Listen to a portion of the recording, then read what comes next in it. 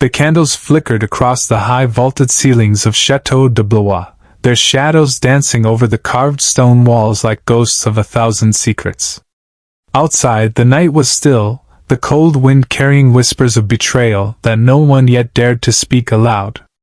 Inside, nobles laughed, their cups brimming with wine that sparkled like liquid rubies, unaware that in mere hours, these same halls would echo with screams of death, the scent of blood mingling with roasted meats and candle wax. This was a night meant for celebration, yet it would become a nightmare remembered for centuries. History has preserved the grandeur of kings and queens, but often it is the horror, the sudden cruelty, and the fragile lives caught in the machinery of power that leave the deepest scars. Tonight, we delve into one such story, one of trust shattered, of alliances betrayed, and of a royal banquet that transformed into a massacre that would shock the very foundations of medieval France. As we journey through these corridors of treachery, you will see the human faces behind history, the trembling hands of servants, the fatal missteps of courtiers, and the cold calculations of those who orchestrated the night's horror. If you are captivated by history, mystery, and the shadows that linger behind gilded walls, subscribe now and join us. Every like, every share helps uncover the stories the textbooks left in the dark. The early evening sun filtered through the tall, arched windows of Château de Blois, painting the stone floors in shards of amber and gold. From a distance, the castle seemed a sanctuary of wealth and grandeur, a jewel perched above the Loire, commanding both respect and envy. Inside, the halls were alive with preparation, though the movement was deliberate, measured, as if the very air knew that tonight would bear witness to more than festivity. Torches were lit along corridors, their flames flickering against tapestries depicting hunts and battles, and each thread seemed to shiver with the silent anticipation of the night. Servants scurried like shadows over polished floors, their hands shaking with the exhaustion of perfection demanded. Platters of roasted fowl, spiced meats, and delicate pastries were arranged with meticulous care. Candles were trimmed and refilled with fresh wax, for even a momentary flicker of darkness could betray a secret or invite disaster. The scent of honey, roasted chestnuts, and wine mingled in the air, masking the subtler, less welcome odors of sweat and anxiety that clung to those who moved in service rather than command. Among the guests, the nobles arrived in silks of impossible colors, embroidered with gold and pearls. Each step was deliberate, each smile carefully measured. Eyes darted beneath jeweled brows, noting the curves of a rival's purse, the presence of a potentially dangerous ally, the subtle signs of discontent in a neighboring fief. Behind every curt bow lay a calculus of power, a favor requested, a debt recorded, a grudge nurtured. The court was a living organism, and every heart within it beat in quiet calculation, waiting for the moment when opportunity, or misfortune, would strike. In the kitchens, head chefs barked orders, their voices clipped and sharp, cutting through the clatter of pans and the hiss of roasting meats. Young apprentices trembled, dicing herbs and stirring sauces while older hands watched with hawk-like intensity, correcting mistakes with the flick of a wrist or a whispered curse. A dropped spoon, a cracked dish, a misplaced loaf of bread could mean the difference between favor and punishment. In this world, even the smallest error could echo far beyond the kitchen, reaching ears of patrons whose influence could decide a life. The guards lined the halls, silent sentinels in armor that reflected the torchlight like polished silver. Their expressions were unreadable, but their posture spoke volumes: vigilance, readiness, and the quiet dread of men who knew what power could do when it turned suddenly from protection to destruction. Even as laughter from courtiers filtered down the corridors, the guards' eyes did not leave the doorways, scanning shadows for movements too swift, hands too eager, whispers too loud. Something loomed beyond the gilded curtains, unseen but palpable, a tension that wound tighter with each passing hour, like a string pulled to the brink of snapping. High above, in the private chambers, the king and his council convened. Candles dripped slow, molten tears onto polished desks as they discussed matters of state, of taxation, of war. Words were chosen with precision, But every sentence carried undercurrents, threats cloaked in courtesy, promises that demanded loyalty in return, secrets that could topple fortunes or spark vendettas. Outside these chambers, the castle waited, its heartbeat synchronized with the countless lives contained within, all moving unknowingly toward the evening that would redefine the balance of power, leaving none untouched by the night's violence. Even in the grand halls, where laughter and music began to swell like the first notes of an approaching storm, one could feel the undercurrent of fear. A dropped glance, a misjudged gesture, the faintest hesitation could unravel the carefully constructed veneer of civility. And yet, all moved as though oblivious, sipping wine that glimmered like blood under candlelight, nibbling on delicacies that would soon be the backdrop for screams. Every corridor, every arch, every carved stone seemed to whisper, "Tonight nothing is as it appears." The bells tolled, their deep, sonorous notes rolling across the Loire like distant thunder, marking the hour when the banquet would officially begin. Courtiers adjusted ruffles and collars, the rustle of silk and velvet a soft accompaniment to the muted clink of polished shoes on stone. At the head of the main hall, the king's chair gleamed beneath an ornate canopy, the royal crest embroidered with threads of gold that seemed to shimmer in anticipation of the night. Beside him, the queen's presence radiated a composed authority, her eyes sharp beneath the arch of her brow, yet shadowed by a faint unease that only those closest could perceive. Among the guests, subtle rivalries danced in the air like motes of dust in candlelight.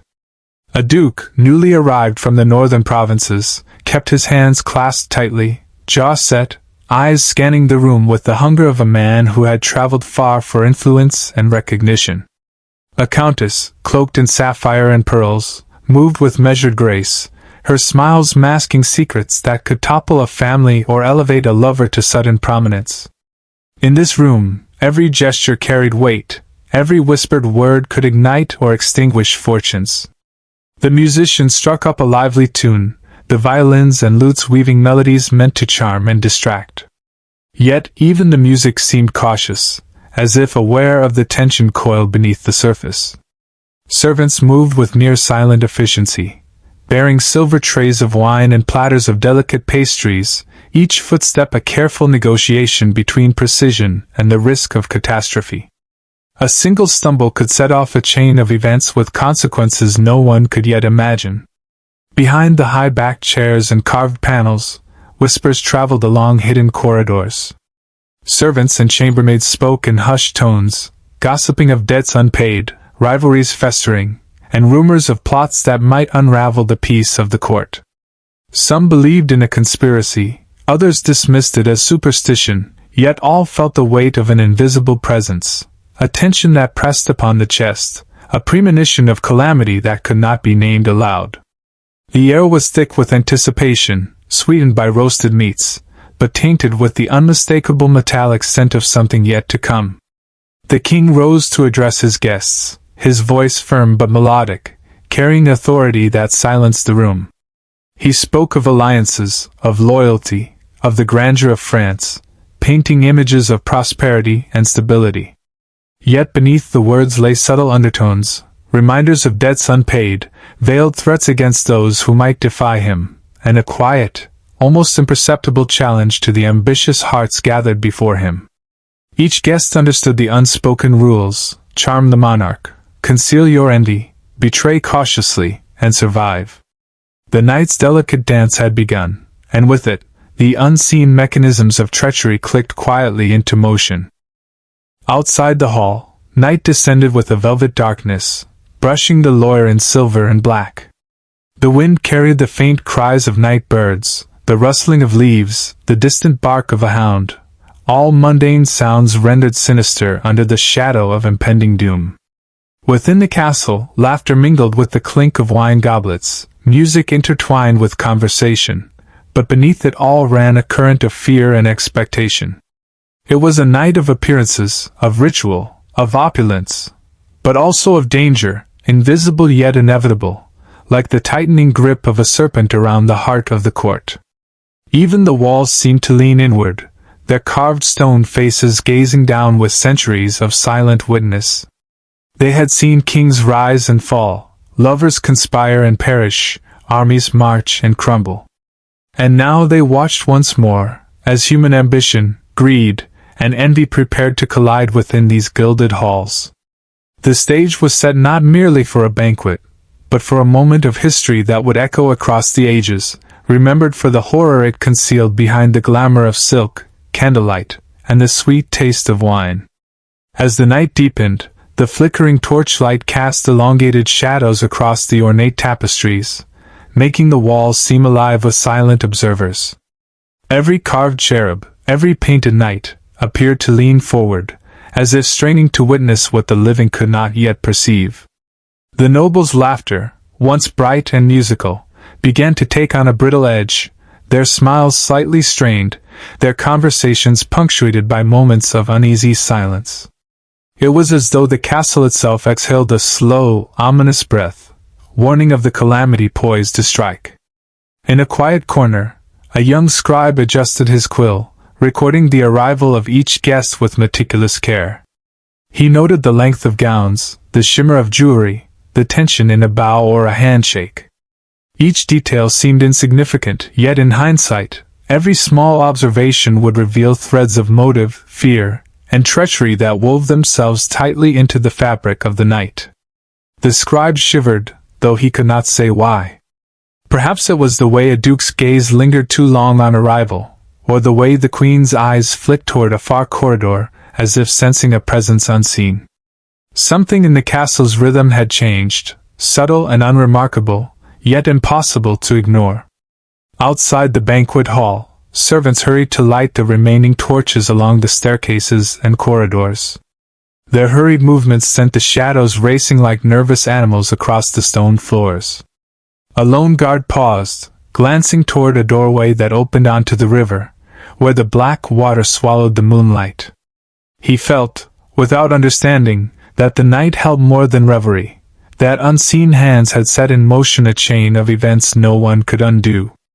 And still, life proceeded as it always had, laughter, music, wine, masking the tension, concealing the impending doom beneath layers of splendor.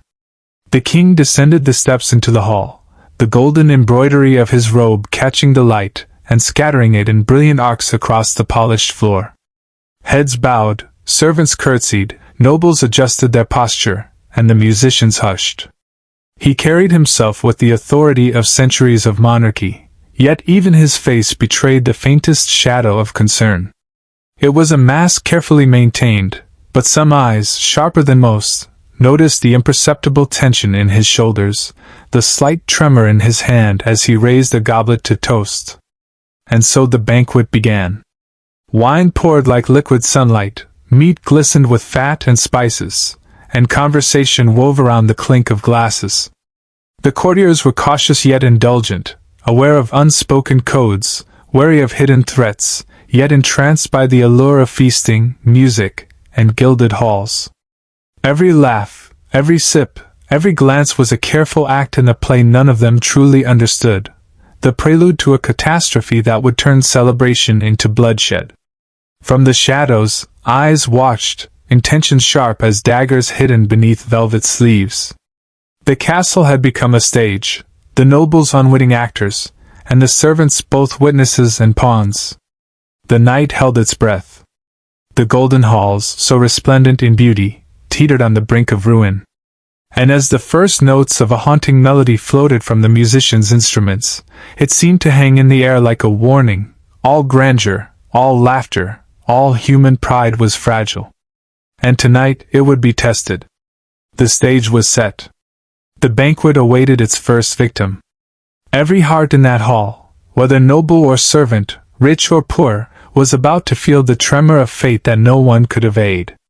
What began as celebration was about to become legend and horror.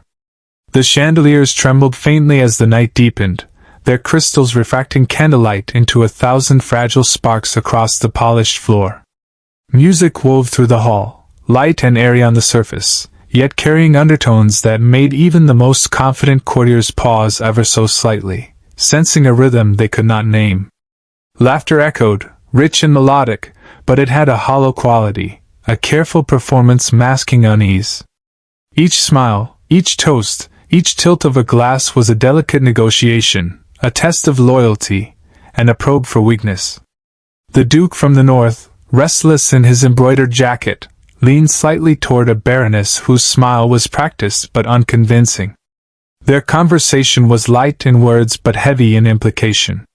Whispers of alliances, debts, and favors exchanged hands between syllables, unnoticed by most, yet felt by all in the subtle tension that lingered like a shroud.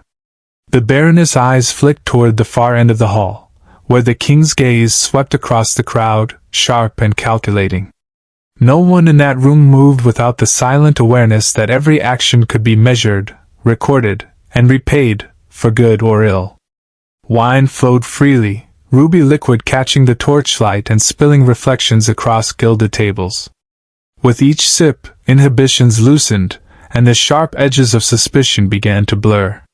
Yet even intoxication could not completely mask the undercurrent of dread.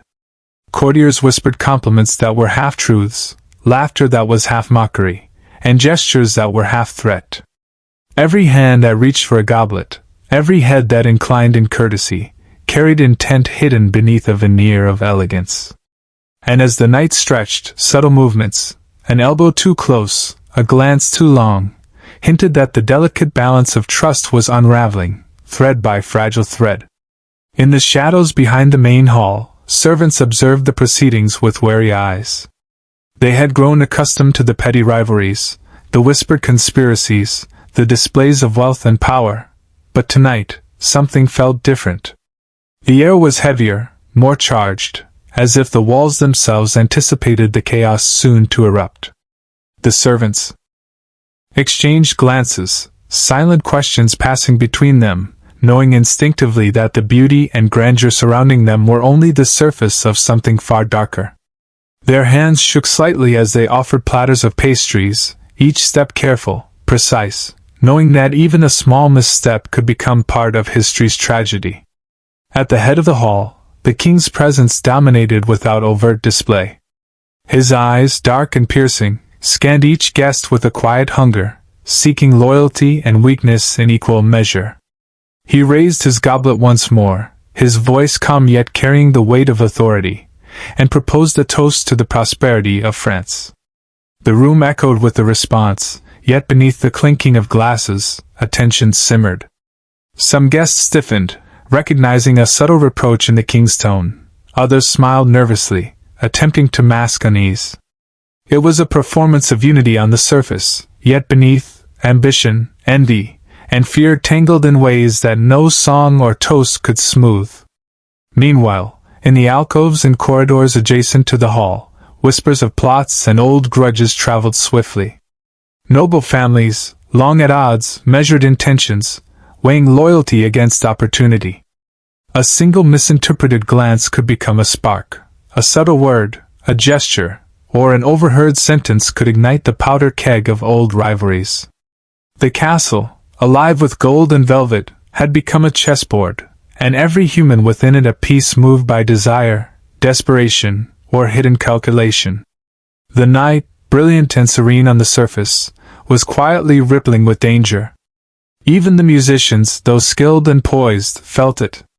Fingers trembled over strings, and the bow of a violin hesitated mid-note, sensing the invisible currents of fear and ambition winding through the hall.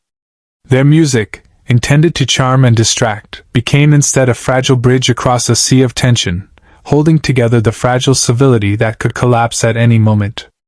Every smile, every word, every glance carried weight. The banquet, though festive, had already begun its descent into a night none would forget. As the wine flowed, the warmth it brought to the body seemed only to sharpen the mind, and the noble's conversation became a careful dance of insinuation and veiled threats.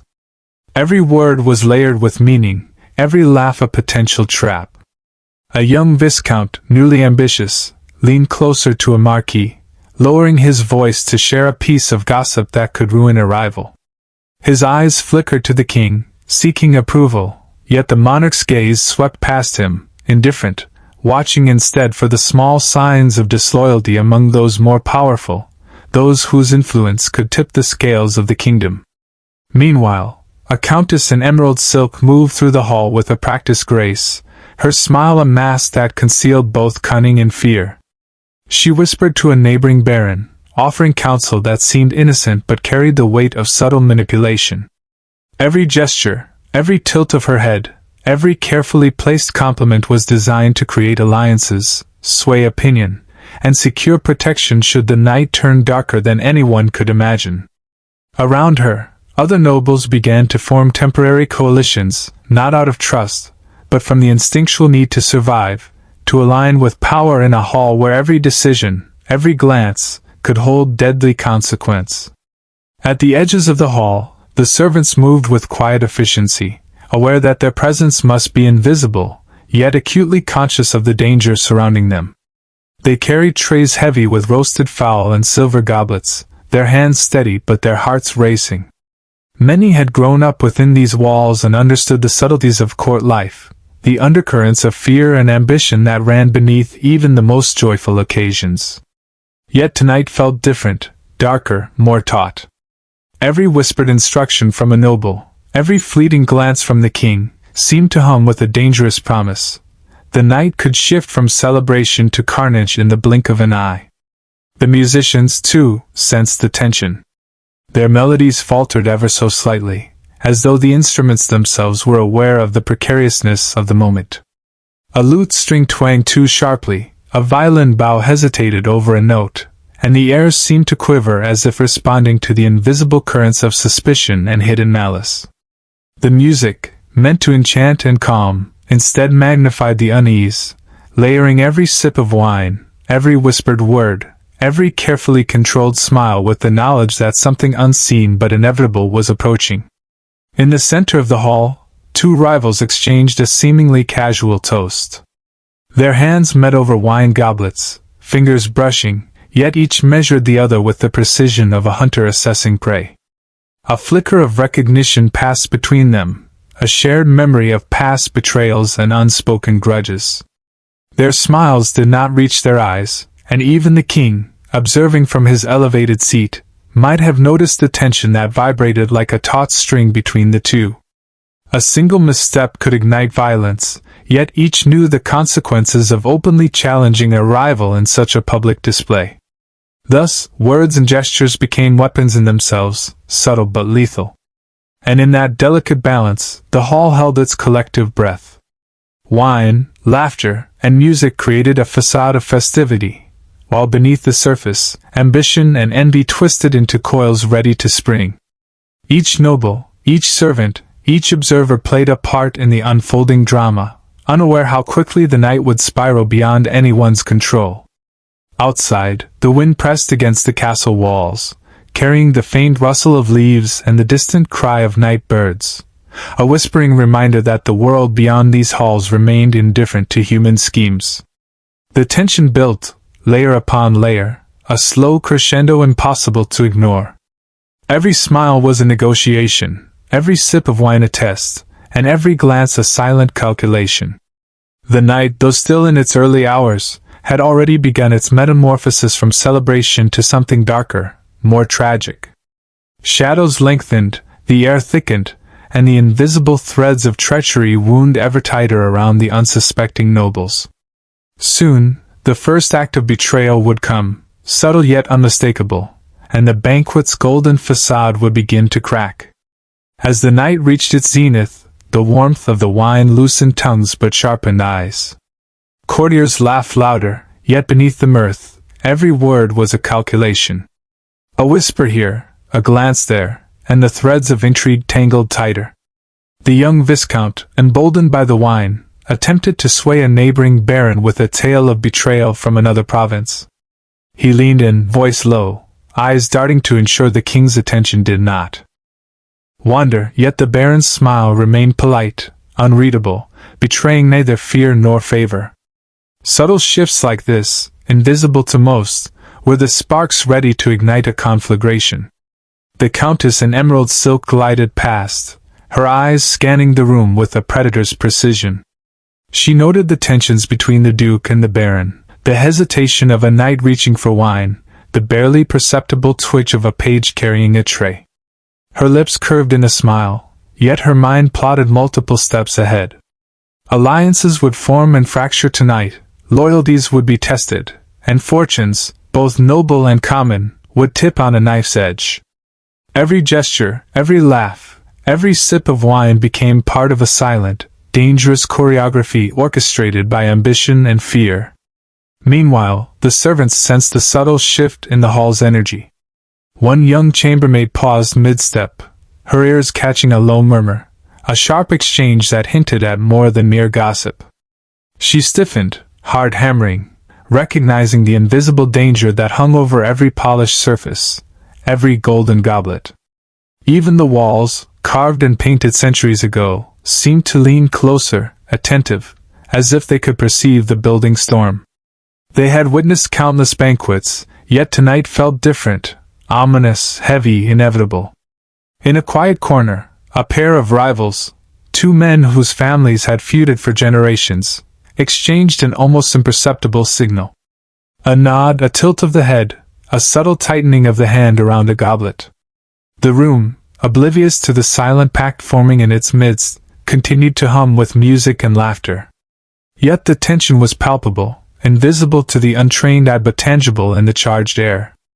Every noble present was now an unwitting participant in a game that none could yet fully comprehend.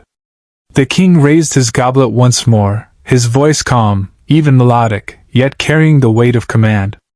"To the prosperity of France," he intoned, and the hall echoed with the chorus of agreement. But in the undertones of this ritual, subtle warnings lingered. Some nobles stiffened, recalling debts unpaid or favors unreturned. Others felt a cold brush of fear, a recognition that the night could pivot from celebration to disaster with the slightest misstep. The invisible gears of ambition, envy, and vengeance were already turning, silent and inexorable. Outside, the wind pressed against the castle, carrying the whispers of the night through open windows and across stone balconies. The moon glimmered on the Loire, silver and serene, indifferent to the fragile lives entangled within the halls. Within, the music rose and fell, laughter and conversation interwoven with tension so thick it could almost be touched. Each sip of wine, each shared joke, each polite bow was a thread in a tapestry of imminent chaos, delicate yet doomed to unravel. By the time the musicians' melodies reached their peak, the hall was a crucible of human emotion, ambition, fear, greed, and desire all simmering just beneath the surface. Every noble, every servant, every observer was unknowingly moving toward the precipice.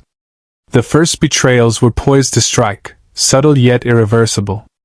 The golden veneer of the banquet had begun to fracture, and the night's true nature, the collision of power, envy, and human weakness, was about to reveal itself in all its tragic, horrifying clarity.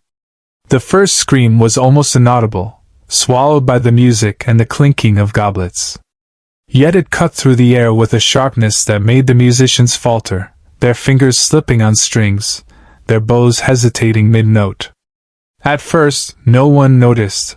It was easy to dismiss as a startled servant, or a misstep in the grand hall. But then it came again, sharper, closer, a sound of raw terror that reverberated off the stone walls and froze the laughter in the mouths of nobles. Conversation stopped mid-word. Eyes darted. Every guest felt it, an instinctive recognition of danger, immediate and undeniable. The Duke from the north was the first to move, rising from his seat with a mixture of curiosity and dread. His gaze swept toward the far end of the hall, where shadows gathered thickly beneath the flickering torchlight. The Countess in emerald silk froze, her smile vanishing as she instinctively measured the distance between herself and the nearest exit. Servants stumbled over one another, eyes wide, hearts racing, carrying platters and goblets now meaningless in the face of the unknown. The hall, once a stage for subtle manipulations and whispered threats, became a chamber of uncertainty and fear. Then came the second scream, closer this time, unmistakably human. Panic rippled through the room like a contagion. A baron tripped over his cloak, tumbling against a table laden with food, sending wine splashing across the floor. The scent of spiced meats mingled with the metallic tang of blood, just perceptible now in the air, as if the walls themselves were bleeding. Torches shook as hands gripped them tighter, flickering light casting grotesque shadows across terrified faces. No one knew who had cried out. No one knew what danger had entered the hall.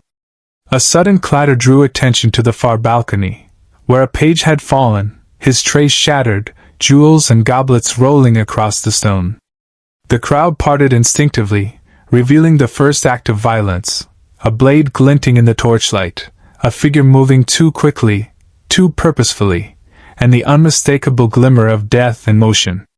Gasps filled the air, a chorus of disbelief and horror. The nobles who had spent the night measuring subtle threats now confronted the most primal one: survival. Their carefully constructed facades, their cunning smiles and whispered alliances, were meaningless in the face of immediate danger. Chaos erupted. Some tried to flee toward the corridors, only to find doors locked or blocked by others pushing frantically. A servant dropped a silver platter, the crash of metal against stone punctuating the panic. The Duke tried to shield the Baroness beside him, but a stray elbow sent both crashing into a carved pillar. Wine, now indistinguishable from blood, coated the floors, making every step a perilous gamble. Every shadow became a potential threat, every reflection a possible enemy. The castle that had held centuries of courtly intrigue now became a maze of terror. Amid the screams, the king rose to his feet, his voice cutting through the chaos like a blade. "Calm yourselves!" he commanded, though the authority in his tone was undermined by the terror around him. Guards rushed to intervene, their armor clanking, swords drawn, faces pale beneath the polished helm. They moved toward the source of the attack, but even their training could not quell the unpredictable tide of panic. The music had ceased entirely, leaving only the cries, the shouts, and the sudden, awful realization that the banquet had become a slaughterhouse. The Countess in emerald silk clutched a goblet, her knuckles white, and whispered a prayer under her breath. The young Viscount, once ambitious and cunning, now trembled beside her, eyes wide with terror, seeing clearly for the first time that human greed and envy had led them to this night, but human cruelty had sealed their fate. Every hidden dagger, every whispered plot, every subtle maneuver was irrelevant now. Death did not negotiate. It did not wait for alliances. It surged forward, indiscriminate and unstoppable. The hall had become a theater of screams. Velvet curtains swayed in the draft from flung doors, casting shadows that danced like specters across the walls. The chandeliers, once sparkling and serene, shook with panic, threatening to topple and crush the unfortunate beneath. Servants, nobles, guards, all were caught in a maelstrom of fear and violence. And through it all, the metallic scent of blood thickened in the air, mingling with the perfume and spices, a cruel reminder that the night's beauty was gone, replaced by something primal, savage, and eternal. The clamor of metal and cries filled every corner of the hall. Chairs toppled as nobles scrambled, feet slipping on the wine-slick stone, while servants stumbled over trays and spilled platters. The Duke's northern composure vanished as he was shoved into the carved wall, the intricate reliefs of hunts and battles suddenly twisted into grotesque mockery under the flickering torchlight. Shadows leapt across faces frozen in fear, and even the bravest guards found themselves caught in the tide of panic, swords clanging futilely against desperate hands.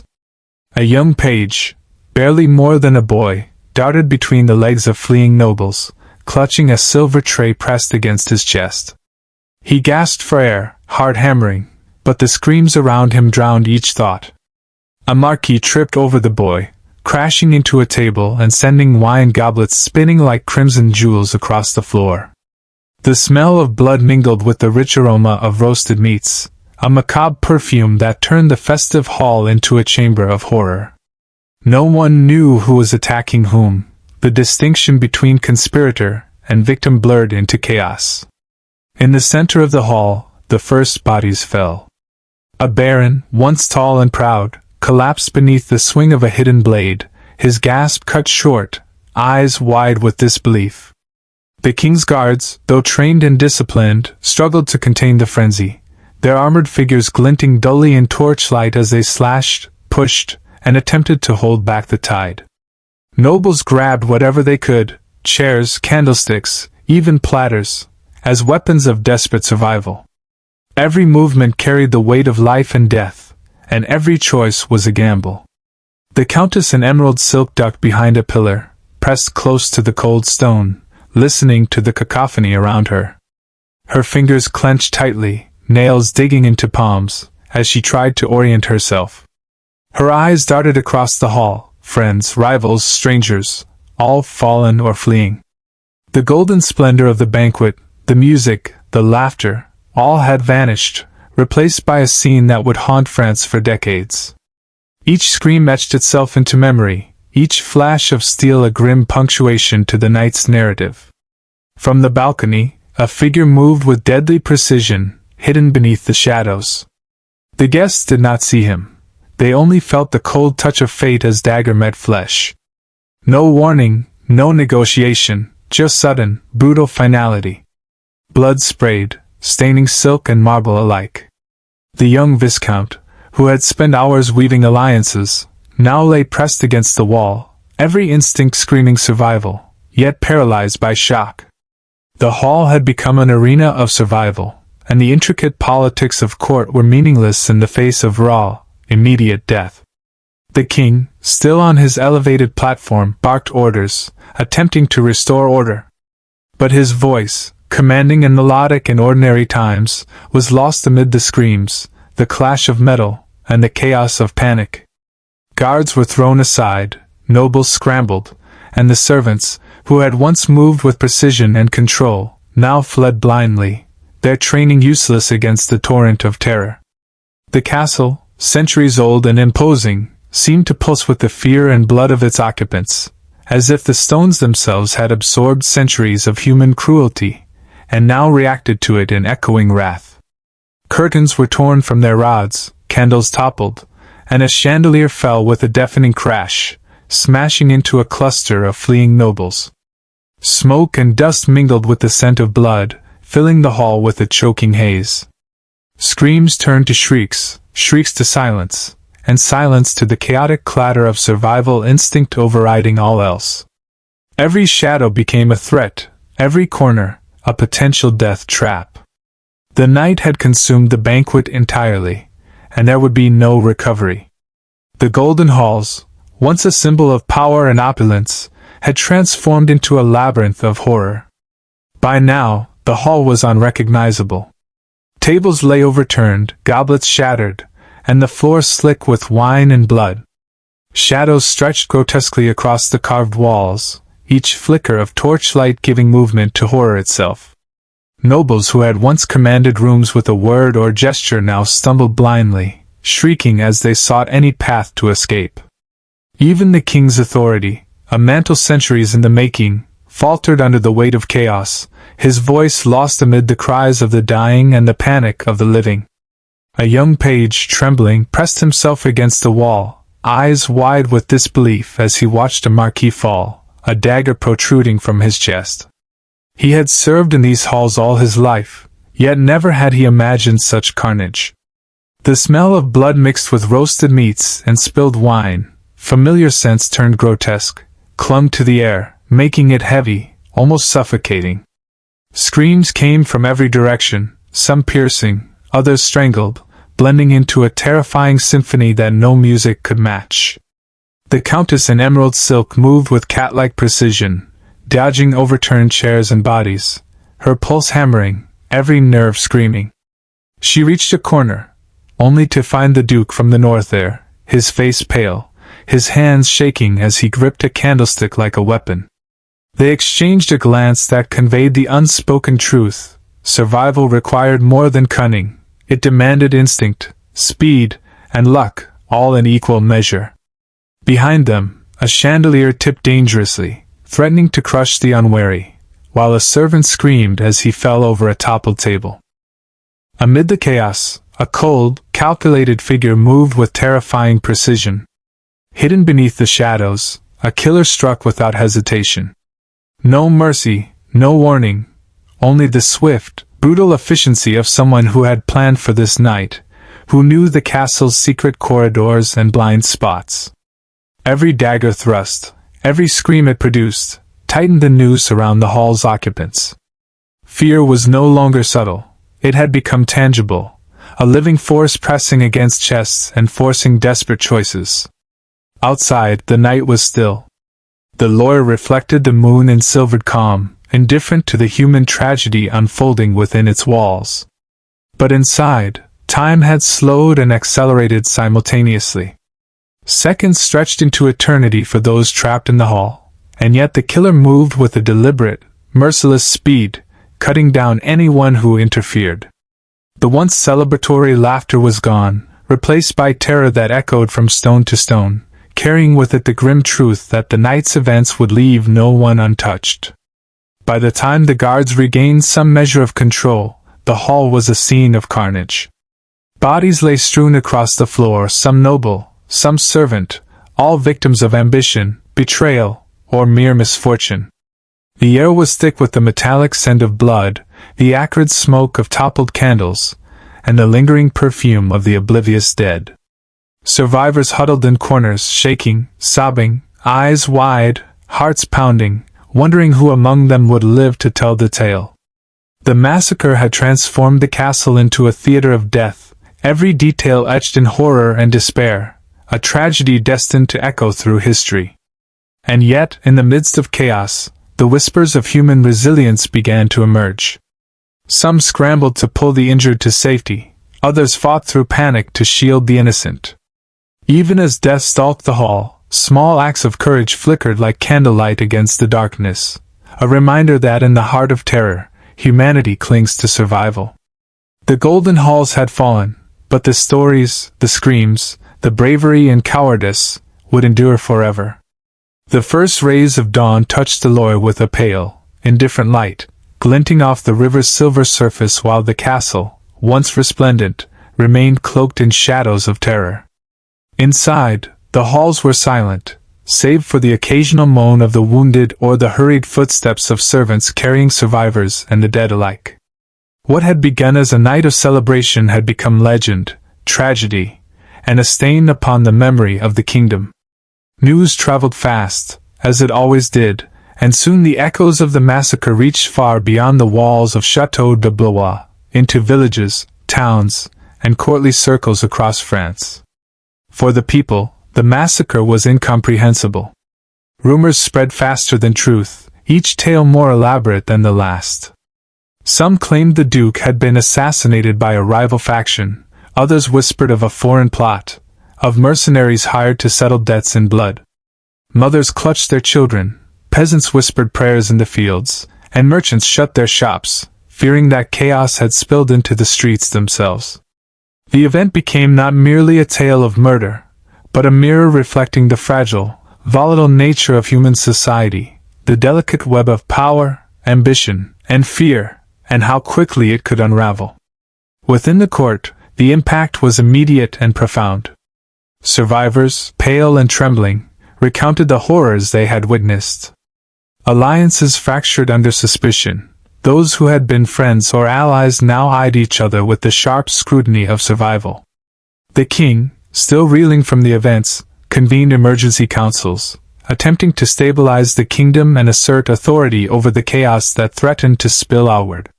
Yet even his carefully measured words could not erase the memory of screams, the sight of bodies strewn across gilded floors, or the knowledge that human ambition had manifested into unimaginable cruelty.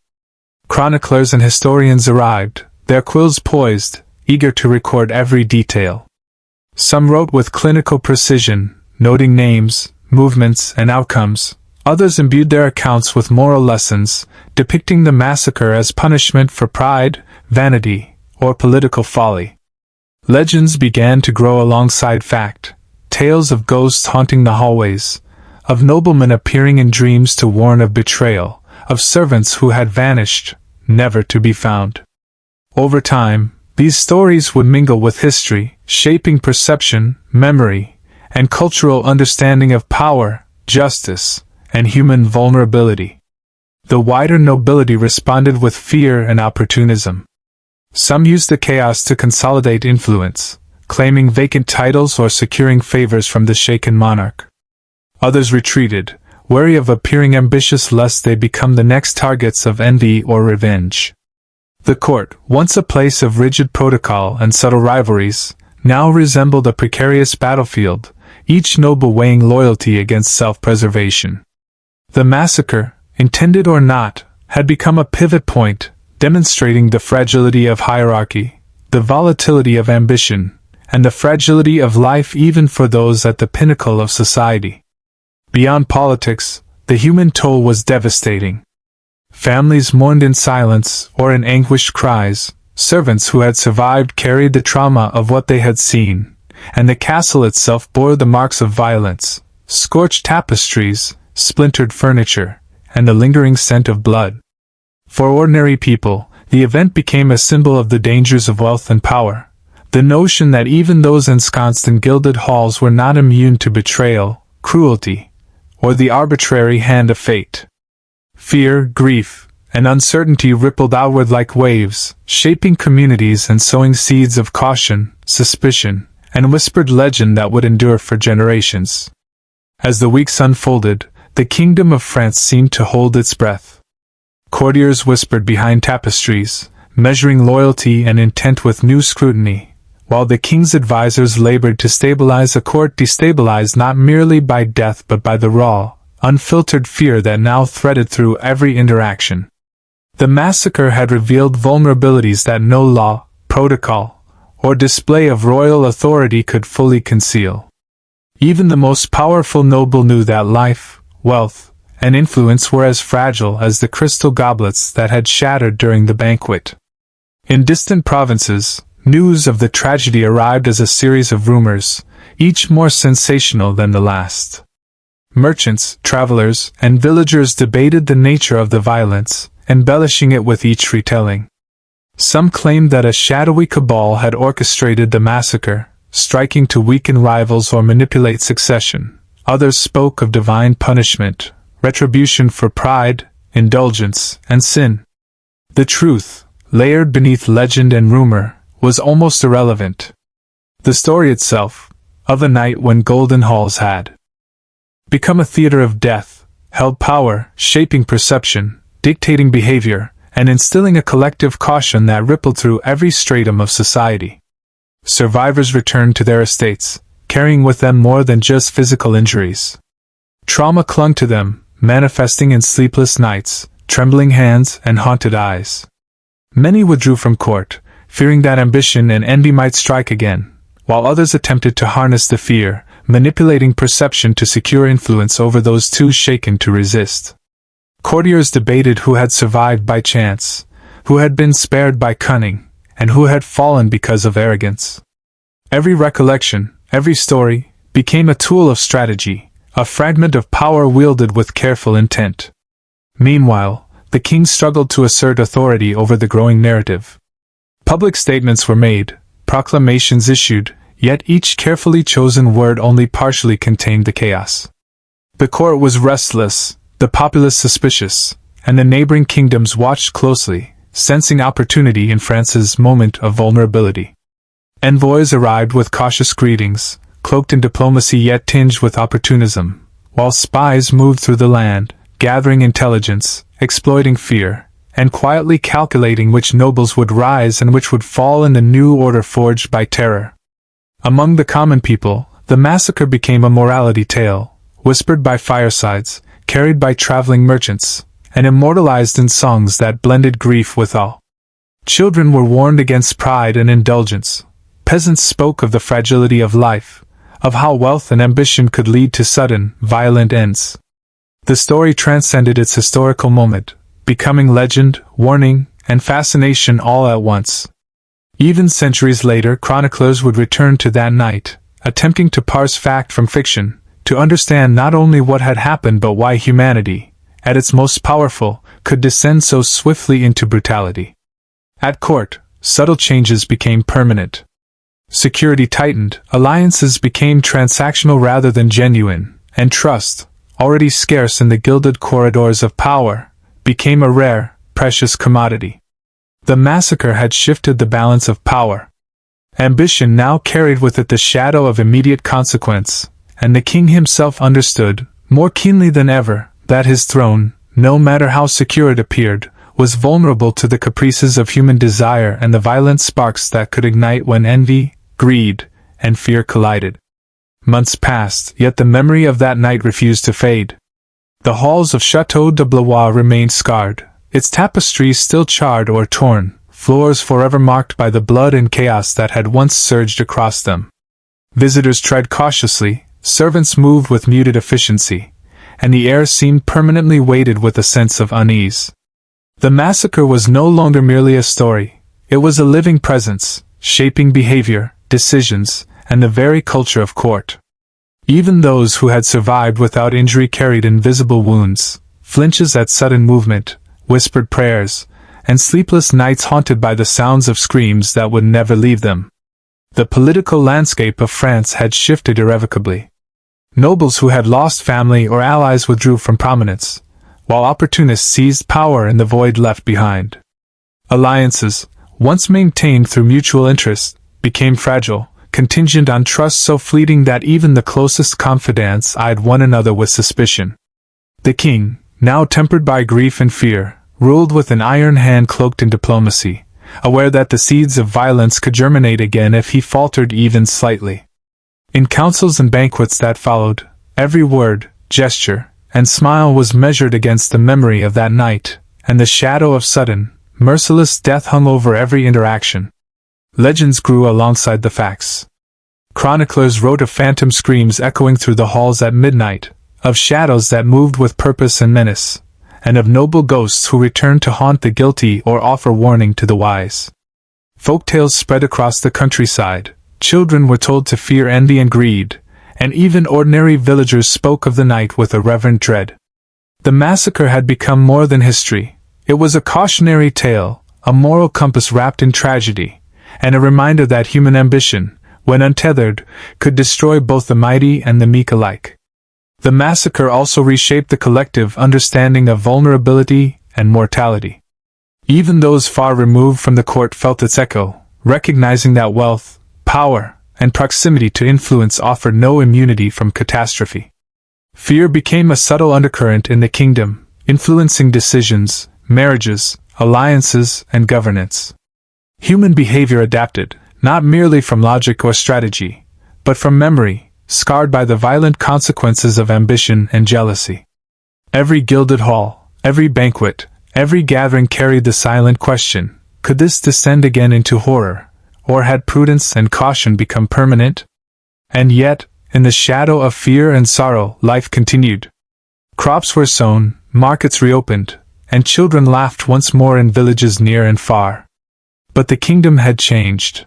The massacre had left an invisible architecture within society, a network of caution, suspicion, and moral reflection that would endure for generations. Even as the memory softened with time, the lessons remained. Human ambition, unchecked, is fragile. Human pride is dangerous. And power, no matter how grand, is always vulnerable to the dark impulses that lie hidden within the heart. The night of the massacre was no longer a single event. It had become a prism through which every subsequent act, decision, and political intrigue was refracted. Fear, grief, and memory intertwined, shaping the moral and political landscape of France for decades. The castle itself, silent and still in daylight, seemed to whisper these truths to all who entered, that beauty and opulence were never shields against human cruelty, and that every banquet, no matter how grand, could mask a storm waiting to descend. Years had passed since the night the golden halls of Château de Blois had been transformed into a theater of blood. Yet the castle, though repaired, could not erase the memory etched into its stones. Torches flickered as if remembering the screams, shadows stretched longer than they should, and the air carried an invisible weight that no perfume, no music, and no restoration could dispel. For those who had survived, the banquet was not merely a story told in whispers. It was a scar on the soul, an indelible reminder of the fragility of life and the suddenness with which death could arrive. The nobles who remained carried the event into every aspect of their lives. Alliances were forever tempered with suspicion, conversations with a careful selection of words, and gestures weighed against the potential for treachery. The young Viscount, once ambitious and naive, now ruled his estate with a rigid hand, haunted by visions of the hall, the flash of steel, and the faces of those who had fallen. Others withdrew entirely from courtly life, seeking refuge in monasteries, rural estates, or even foreign lands. The massacre had carved a deep impression on human behavior, teaching the lessons of caution, fear, and restraint in a kingdom that had once prized boldness and ambition above all. Legends grew in tandem with history. Chroniclers, fascinated and horrified, recorded not just the events but the whispers and stories that sprang from them. Tales spoke of ghostly figures wandering the halls, of noble spirits replaying the night endlessly, warning or condemning, comforting or accusing. Servants who had survived spoke of apparitions, of fleeting figures in the corners of candlelight, of the feeling that the castle itself remembered the violence that had erupted within it. To future generations, these tales became intertwined with historical fact, a mixture of truth, rumor, and moral allegory, shaping both imagination and cultural memory. Even in the broader kingdom, the massacre influenced law, governance, and diplomacy. Fear of betrayal and sudden violence altered court protocol, security measures became far more stringent, and rulers learned that unchecked ambition and envy could manifest catastrophically, even within the most gilded corridors.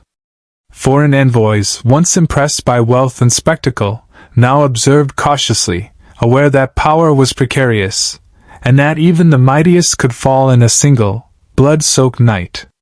The ripples of one banquet extended beyond geography, generations, and social strata, imprinting lessons of mortality and consequence on a society that would never again view opulence without the shadow of potential ruin. Amid this, the human cost remained ever present. Families mourned for decades, some lines extinguished entirely, others permanently altered by loss.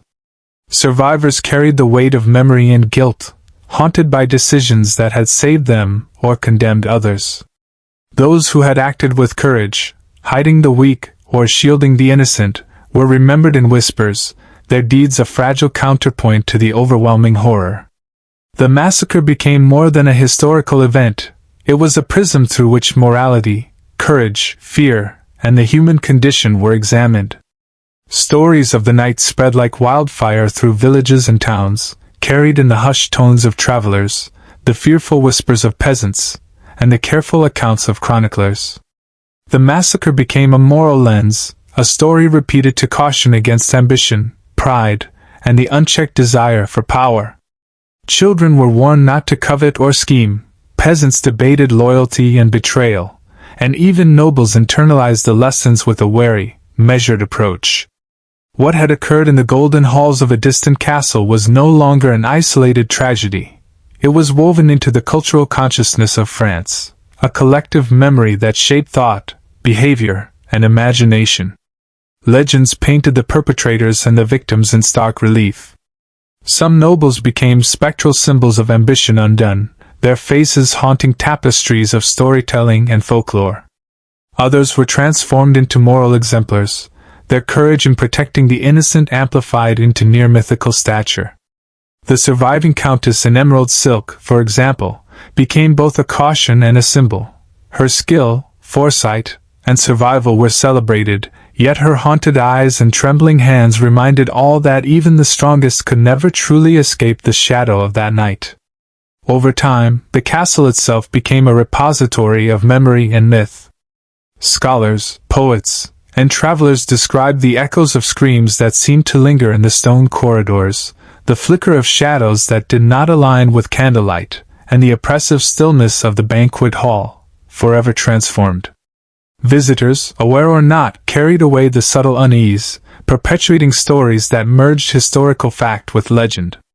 Every crack in the marble, every charred tapestry, every whisper of wind through the windows was interpreted as testimony to the human folly and cruelty that had erupted within. Politically, the massacre left an indelible mark on governance. Kings, courtiers, and nobles approached diplomacy with heightened caution. Decisions once made boldly and with confidence were now tempered with the knowledge that ambition, jealousy, and greed could manifest unpredictably, even in the heart of celebration. Courts elsewhere in Europe studied France's tragedy as both warning and example, the fragility of power, the volatility of human emotion, and the terrifying consequences when society's most subtle tensions erupted into violence. Yet beyond politics and legend, the human heart remained a central witness to tragedy. Survivors grappled with loss, guilt, and memory, their nights filled with dreams of blood-stained halls and the faces of those who could not be saved. Some withdrew from life entirely, dedicating themselves to prayer or charity, while others tried to reconcile the horror by chronicling events, offering testimonies, or mentoring the next generation in prudence and vigilance. The massacre had shaped not only policy, culture, and legend but the very psyche of those who lived through it, and by extension, of their descendants. In the end, the legacy of that fateful night was twofold: a cautionary tale of the fragility of power, the dangers of ambition, and the unpredictability of human cruelty, and a testament to the enduring resilience of the human spirit. Amid terror and bloodshed, some acts of courage, compassion, and quick thinking illuminated the potential for goodness even in the darkest moments.